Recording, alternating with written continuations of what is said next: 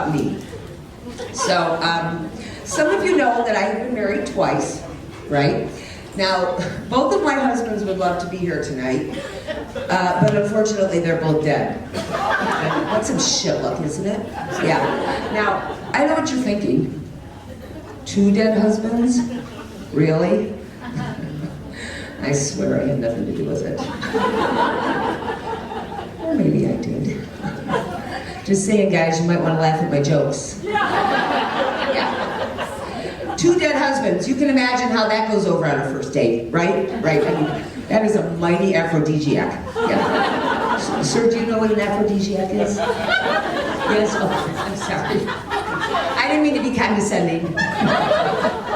That means talking down to people. So, there I was, back out in the dating world, and let me tell you, it is brutal out there for women of a certain age, which sadly is my age.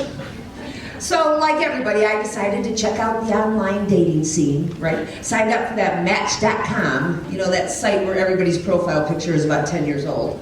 And that other one for mature singles, right? Our Time. What a shit show. I mean, they really should call that Out of Time. So, I did that for a while. I did meet one guy, some of you may remember him, and we dated for a couple of years. He was from England. Yes, his name was Dave. Now, Dave was an engineer, so of course he knew everything. Luckily for Dave, he was a few years older than the ages that my husbands had passed away at, so he dodged that bullet. But I used to tell him, if you tell me one more time that the British office is funnier than the American office, yeah, you might be number 3. Now, Dave had been in the States since 1986. But I'm telling you, if you heard this guy talk, you would have thought he got here yesterday, right? And he didn't have that nice, fancy British accent. None of this, could you bring me a spoon of tea? No. He was from the east side of London.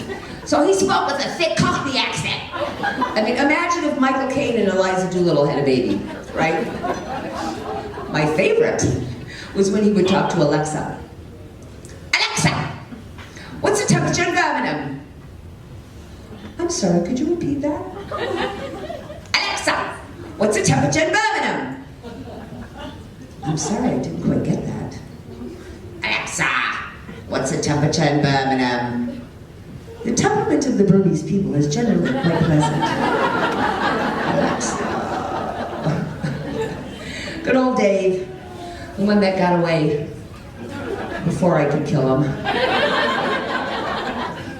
I have to tell you, the worst thing about dating at my age, it's hard to say, that is having to get naked in front of somebody for the first time. I mean, holy shit.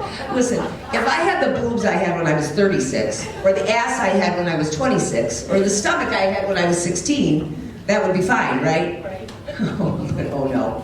That Mother Nature is one cruel bitch, isn't she? I mean, listen, at my age, if my boobs are sticking out further than my belly, I feel like I'm winning the battle.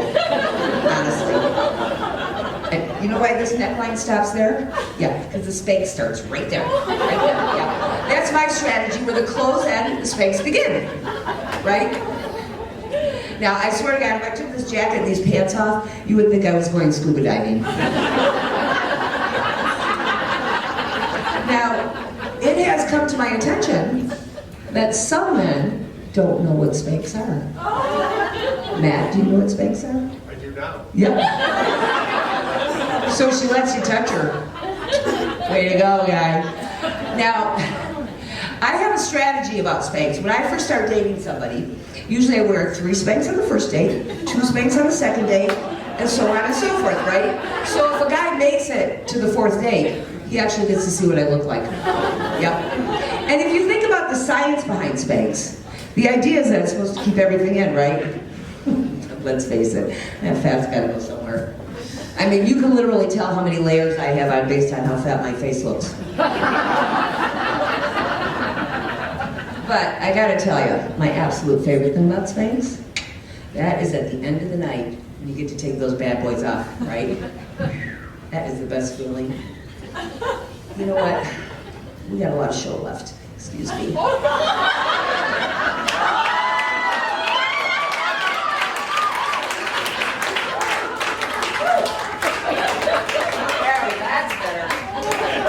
take the other one off when I get home.